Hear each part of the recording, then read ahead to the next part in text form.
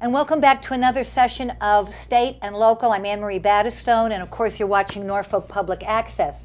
I have a candidate today who is running for state rep. Now his district does not include Norfolk, but we wanted to talk to him, and he was a very interesting candidate. So Tim Hempton, how are you? Thank you for coming. Very good, Anne Marie. Thank you for having me, and I really appreciate this opportunity to speak to you and any folks outside and listening today or when we get this on the air. And I'd like to actually use this tape to take it to Walpole, so I appreciate that. So they'll see it. Now you are kind of an unusual candidate in the sense that you are actually a professional. You're a specialist dentist. That's right. Well, my background consists of I am a dentist. I'm actually a specialist. I'm a periodontist. I'm from New York. I went to college at the State University of New York at Stony Brook. I have a degree in chemical engineering. Oh my. Yeah, undergraduate. Undergraduate, that's correct. Then I applied to the dental school at Stony Brook, so I got a doctorate in dental surgery at Stony Brook. When I finished, I did an internship in the Veterans Administration. They have a program where you can spend a year learning more advanced dentistry. Most of it is surgery. Mm-hmm. So I spent a considerable amount of that year extracting teeth. And the advantage of working in the Veterans Administration, the great part, is that when I was there in the 80s, it was a wonderful experience. There were a lot of guys and gals who had served in World War II. It was a wonderful experience for me. My dad was a veteran. He served in the Pacific, and his brother served in Europe. So my dad passed away when I was in my second year of graduate school, but it was an opportunity, to meet folks who were contemporaries of my dad. So when I finished that internship in a VA hospital in New York, I then applied to the Veterans Administration for specialty training. So I was accepted. And basically, the program was in Milwaukee, Wisconsin. It was a VA hospital in Milwaukee that was affiliated with Marquette. So I worked for the VA when I was there, but at the same time received training to be a periodontist, which is at Marquette. Oh. So my certificate says the Veterans Administration in conjunction with Marquette. So it's a specialty of dentistry. It's surgical, but basically the direction of that specialty is to save teeth. Oh yes, absolutely. To conserve the patient's dentition. So when I finished that training and my 3 years with the Veterans Administration, another opportunity came up. There was a position open at Harvard. Harvard has a dental school here in Boston, and I applied to take a teaching position at Harvard Dental School, and I went and interviewed, and they took me, and I was there for 3 years. Now, were you like a assistant professor, or? Well, when you finish your training, you start out at the level of instructor. Uh-huh. So I was in at the instructor level, so that's what I was, and it takes a long time to advance at Harvard. That's true. That's true. Yeah, you can't climb too fast too soon there. So I was there for 3 years, and then I worked part-time on the weekends. I left because another opportunity came up. I went to work for another periodontist who was in the South Shore, and I worked with him for a number of years. It was a very positive experience, but something was missing. I felt that I wanted to take more control of how I was treating patients. I wanted to have patients to have an experience that was different from what was there. It was a large office. There were 9 chairs. So I took my life savings and borrowed money at a high interest rate and opened up a 2-chair practice in Dedham, Massachusetts. And so I set that practice up in 1994 with my own savings and went around meeting dentists, looking for referrals. So one of the nice things about that experience is I got the first-hand experience of how wonderful it is to be an entrepreneur in the United States. And how the system is set up to let people like me get out there, face a challenge, and establish a business. The first few years were tough. I actually had to put payroll on credit cards on a number of occasions because I ran out of money. But eventually it stabilized. The practice became very, very successful, and things took off. And then around the year 2000, I was approached by Tufts. I had been volunteering a day a week there for a decade, giving a day a week to help young future dentists In the learn. grad school? Initially, it was in the pre-doctoral programs, people studying to be dentists. I had some time in the graduate program, but most of my time was dedicated to the folks who were studying to be dentists. And I was approached by some of the administrators. They said they needed some help in the graduate program, and they wanted to offer me the position of assistant director of the graduate program. Really? They had a director. They felt he needed an assistant. Huh. So I signed up for that. And So it was a lot of administrative work. that and a lot of classes. Oh, the classes. Classes and managing how things went. And I asked them if I could keep my private practice, and we worked out an agreement, and I did. So the days were long, 12-hour days between shuttling back and forth. And eventually, the gentleman who was the director stepped down, and I actually was asked to step into his position. So eventually I was director of graduate periodontics at Tufts, Wow. had my own practice. And then in 2014, one of my patients was talking about town politics and how it would be nice to have a fresh face involved.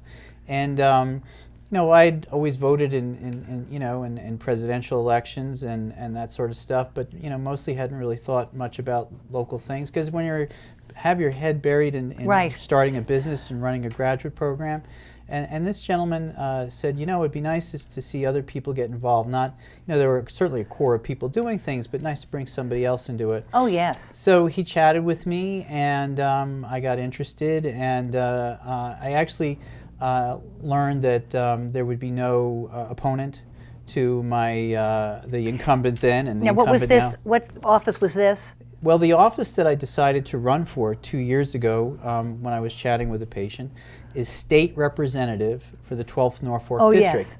And so basically what I did was we did some research and got some people together who would help me. I went to see the dean at Tufts, and I basically said I need to step down as director because I want to make time to do something that I thought was very, very important to do, which would be to get involved in politics and to run for office. So you were unopposed, so you won. No, that. I didn't that win. one- This is about now. You're talking about. No, I'm talking about 2 years ago. Oh, all right. I stepped down in 2014 from Tufts, Uh-huh. and basically I ran against the incumbent, and I got 42%, which is not enough to win. No, but it's not bad for a new person. Yeah, it was 42%. It's not bad at all. Yeah, so we worked hard. We knocked on doors like crazy. Well, it must be exhausting. It's not. You know what it is? It's very energizing. I can tell you that not knowing anything about this, there were certain tools and skills that I had developed in academics and starting a business that I thought might be applicable to this, and they are and were. Some of those tools were when you start a specialty practice, to get patients, you have to knock on doors of dentists to meet them and say, would you refer to me? So very similar. And How do you convince them that you're a good periodontist besides your record and your academic record? well, you basically explain your views on how you would manage patients. I'm a very conservative therapist as well as a very conservative politically. And my views were, whatever it takes to make a patient be healthy and have good function, or if need be, good aesthetics. Well, that's the point of the whole investment, isn't it? Yeah, yeah. And so I think what it is, they take a chance on you, no different than politics. And then they get a feedback from the patient. That's exactly right. You get a feedback from the patient who comes back and says that they had a positive experience. And we had a lot of good feedback as the years went by, so the practice grew. So that's one tool that I found applicable to door knocking. Well, let's talk about this now. Who is in, or what towns are in the 12th Norfolk district? Sure. The 12th Norfolk district is composed of all of Norwood, all of the town of Norwood, and 4 precincts in Walpole, precincts 1, 2, 6, and 7. So it's pretty much East Walpole, and then there's a little corridor that reaches out to 6 and 7, which is the western part of Walpole. Okay. The district was redistricted, or should I say gerrymandered, Right. in 2010. Walpole has 4 state reps. Oh. Yeah, yeah. So I think, but Norwood Strange. has 1. So it's all of Norwood. And that would be you. Well, we hope. Yeah, yeah. So it's all of Norwood and 4 precincts of Walpole. So that's the district. You know, you were telling me you had some interest in budget issues and that how much the state budgets increased. Well, what was behind that? I mean, was it? Well, I've been looking at the numbers over the years, and It's almost like a rhetorical question, isn't it? But it's a great question. I mean, I recently got on the capital budget committee for our town, so I'm learning a lot about how the town budget works. But at the state level, I've been looking at the increases and how the budget for the state overall has been. There's things called the cherry sheets and other information that you could get at mass.gov. They're pink, right? Right, color of cherry. And they talk about, you know, how much local aid does the town get. And of course, you can always see by looking back on the, you know, at various resources what the budget's been. But let me say this. Since 2002 to this year, the budget has pretty much increased by almost 70%. So more money is being determined to be spent. And of course, they have to derive those revenues. There's always a little bit of a discrepancy because sometimes their projections fall or rise. But the point is that the budget has really expanded in 15 years. And what's happened is local aid, if you look at the amount of dollars, at least coming into the towns that I've looked at that I would like to represent, has been flat. And if you really count for inflation, local aid has dropped. When you look at local aid, it's things, you know, for the town, the police, and everything. But another part of local aid is Chapter 70 funding. Chapter 70 funding is education funding, money that comes into the towns. And one of the reasons property taxes may go up is because state funding may not go up with the cost of managing these things. So my concern over the years, when you look at the numbers, is if you live in Walpole, property taxes, my property taxes have doubled in 20 years. Wow. So why would that be? It's because the amount of money coming to fund education has basically been well, actually, the money to fund education, there are two separate issues, educational funding and everything else. Educational funding, the way this is calculated, has not changed since 1993. And what are some of the things that drive up the costs, even though the calculations haven't changed? Well, what's not figured into the calculations are special education needs. Medicine is great. We've done far more today to make it possible for, you know, during the complexities of pregnancy, if, you know, something happens for survival. Right, to but sometimes ward it off. what this leads to are children who have challenges, you know, due to this type of these health concerns. And so they basically have special needs. There's no real change in calculation for that. So this population has increased, but at the same time, there's been no recalculation for those costs. So well, what about all those kids that they brought in, I don't know, a couple of summers ago that they dumped in Lynn, on the Lynn public schools? I mean, somebody, somewhere, somehow, they've got to be taken care of, or extra books, teachers, food. You know, I've often wondered about that. Well, I actually attended a seminar. The mayor of Lynn was there, and Jessica Vaughn, who does a lot of, she's an expert on immigration. It was a very interesting experience, and I came away with the fact that the mayor is a very empathetic person, and she clearly understands that these people who've come here have come from very challenging circumstances. It's you know, anyone who travels to a third world country knows that it's great to be in America and it's not so great to be there. So I don't want to, my impression was that she wants to offer help. She wanted to make sure that, but let me finish. But what she wanted to do was also be able to pay for it. So what happens is, in the act of being compassionate and wanting to do good, she had to cut services from other things. So I think that it was very tough on her and the town. She expressed that this was they have their own problems in Lynn. That is correct. That is correct. And so this was a huge challenge for her. And it appeared to me as she was speaking that, you know, that she was frustrated. And I think that when the government does things like this, I think they need to forecast I will create a new term here, frustration forecast. You know, how much difficulty is it going to bring to the town that's there, that they have to take resources from people who've been putting into the system for a long period of time, and then allocated to this. This all happened under Deval Patrick. Right. You know, so Right. this all happened under Deval Patrick. So there's no question. You know, she made it clear she wanted to be compassionate. The way I see it, though, is that the folks in Massachusetts and the United States in general are very empathetic to the world and the things that are going on. But at some point, you know, there's a bit of a tipping point. Oh yeah, absolutely. And I think it's important that we also show compassion to folks who've worked hard to put in the system, like our veterans. You know, the folks who have served our country, folks like my dad, his brother, my cousins who fought in Vietnam. You know, I mean, people like this come back, and I can tell you that I worked for the Veterans Administration for 3 years, and a lot of people put their lives on the line, and they also deserve to be looked at. So I think that there's no question we want to... Gotten very bad treatment. The Veterans Administration, I know that there are many challenges that they have, and they're trying to make some course corrections. I knew, yeah, I'm sorry. Because those veterans cannot go anywhere else and have the government pay for their medical care, right? Well, they don't have that freedom, do well, they? the system is set up, and I haven't been in the VA for a long time, but I do believe that the Veterans Administration is set up so that if there are certain resources that they can't provide, they will look out for that, and they have to apply for that. I saw that going on in the 80s, and I believe that's going on here. So I think they can. One of the problems with any organization that the government runs is the bureaucracy, the paperwork, and so these are... and the lack of transparency that we see every single day.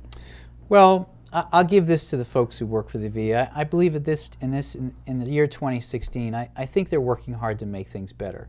You know, there's a lot of good people who went off to fight in Afghanistan and Iraq, and people who served the United States in general in the armed forces. And I think they're trying to make things better. Now let me just, since we're talking about education, what do you think about that? The question is it question 2 on the charter schools? Question 2 on the charter schools. It is 2. Oh yes, 2. It is 2. Yeah. It's funny. I was driving here today, and I saw a number of signs against, some for. The governor, as you know, Governor Baker, is very much in for increasing the cap on charter schools. If you look at the issue in terms of where they're needed, in places like Boston, where the public schools face many challenges, there's no doubt that the evidence is in that when charter schools are up and running, the kids do well. Well, of course, they pick who they want. They don't take all... I used to teach in Boston. I mean, they don't take all comers. Well, I believe they actually do have a lottery for it, that you apply and you... Yeah, the reason they don't take all comers is because there are limits to how many can get in. Well, it's not... And you can't very well blame them, because they want to run a tight ship and they want to have the place functioning properly and have kids be able to learn. And I suspect if you do kick up your heels in one of those charter schools, you don't stay, as it should be. Well, I listened to someone who came to, I was over in Ward 20, you know, the RTC over there in West Roxbury, and they had a speaker come in and talk about charter schools. And there was a gentleman there, Michael Scully. He's chairman of their RTC, and he had been a teacher in the Boston Public Schools. And one of the problems with the Boston Public Schools is when you're trying to conduct class, it's difficult to establish a level of, I'm going to say it, discipline. Oh, absolutely. Yeah. You have to be very strong. Where you can have some control. And so this poses a lot of challenges. What Mr. Scully said was there's a lot of disruptions. There is. Throughout the day. And it's difficult, if not impossible, to suspend or provide any level of discipline, whereas it appears as though the charter schools may have more of an advantage. They may be more nimble, their situation is more flexible. So there's two sides to every story, and I understand some folks are against it, some are for. Do you favor the question 2? I am going to favor question 2. Yeah, that is correct. I feel that at some point trying something different, which is what charter schools are about, is an advantage. And how much would the cap be raised? I think it was 12. for 12% or 12 per another? year. Okay. Oh, 12 new ones per year. Yeah, I think so. Or Statewide. or expanding them. My impression is I believe that they will probably wind up in communities that need them. Now I understand the other side of the coin is that I think, forgive me if I'm wrong, but the numbers of what it's costing now is about $400 million. And so people say, well, how can you say that the charter schools will not cost us any more money when they cost money now? But their point is that whatever the charter schools are doing, it hasn't really caused any cuts in the funding that are going out for the school aid. Of course, I mentioned earlier that the schools need more money. I understand that there are concerns with superintendents of school districts in suburban areas, and they're against it. But I think on the whole, when you look at Massachusetts and some of the economically difficult areas, that we have to look and see if we can benefit these places and try another strategy. It seems to me, from what I hear, and I have patients who actually worked in Boston schools, that there's a bit of a gridlock there on how to make things better.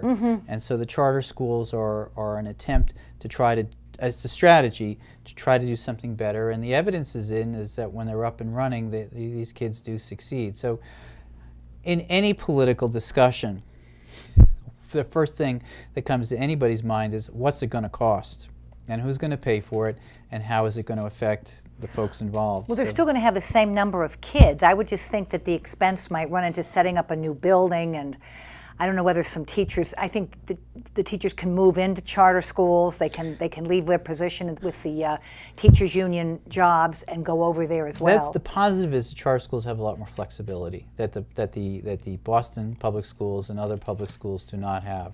It's a very rigid system. It's very hard to move forward. It's very hard to get things going. And it's very corrupt.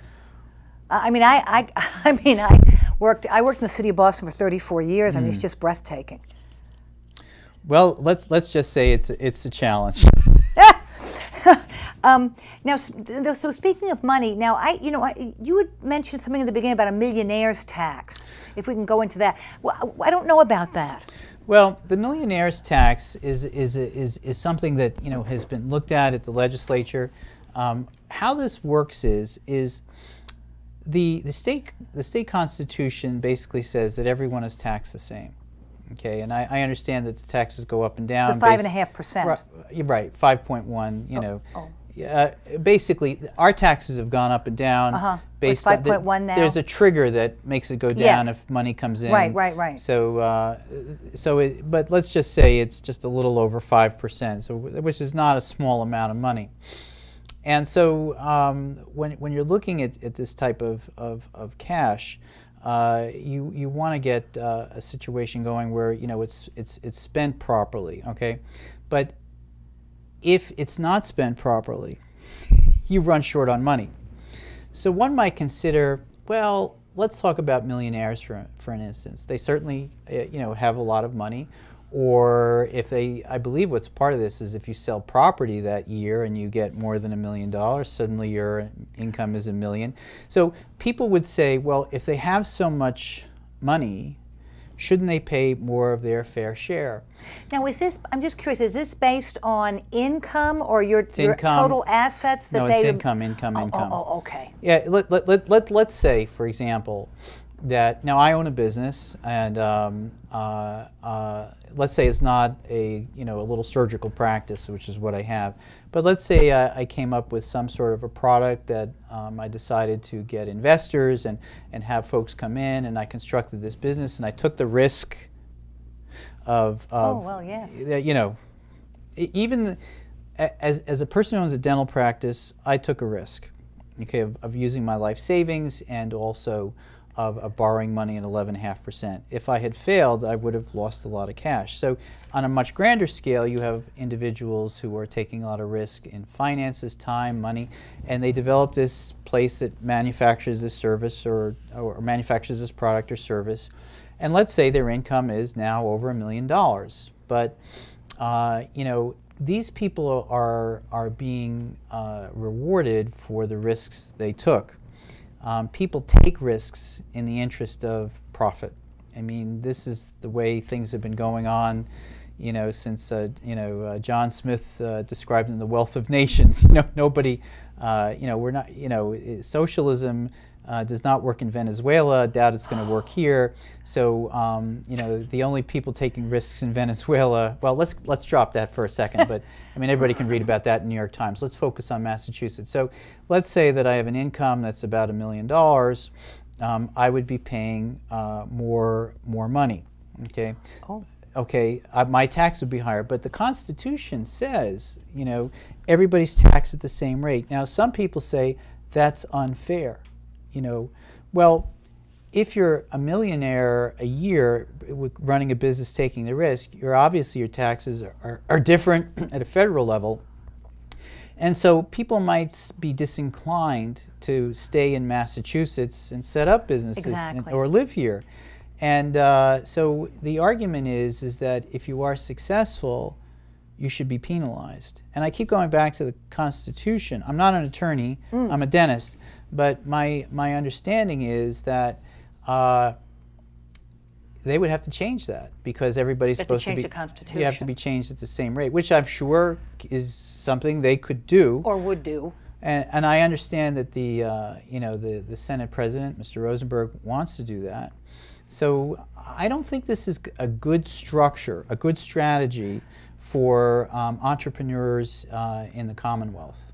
Well, Margaret Thatcher said that the problem with socialism is that you run out of other people's money. Other people's money. I think about that a lot during this process, which is it's easy to spend other people's money. Well, we've just about run out of time. Will you be, do you have any other plans for the campaign, or if people are interested to have a coffee for you, can they contact you? If anyone watching tonight has any interest in helping, my website is timhempton.com, and my phone number is 617-549-3613. That's 617-549-3613 if anyone's interested in helping. What our strategy moving forward is a basic one, knocking on doors and more doors. We'll be holding signs in Walpole and Norwood next weekend. We're going to do a mailing, a postcard mailing. Oh, good. I've been placing advertisements in the local papers, describing what my views are. And my background is I am not a career politician. That's a plus. And I think many times when I speak to people, what I'm hearing is, it's time to stop doing what we've been doing over and over and over again. The time has arrived to maybe try a different strategy. I think that's part of Trump's appeal. That's what I hear. Yeah, that it's time to take a different tact. Well, listen. Have very good luck with this. Maybe you could come back another time. I'd love to. It's November 8th. November 8th. So it's around the corner. So thank you for coming in and speaking to me. Thank you very much, And Anne it was Marie. awfully nice to Really have you appreciate here. this. Oh, Thank you're you. welcome. And thank you for watching Norfolk Public Access's State and Local. I'm Anne Marie Battistone. Thanks again for watching.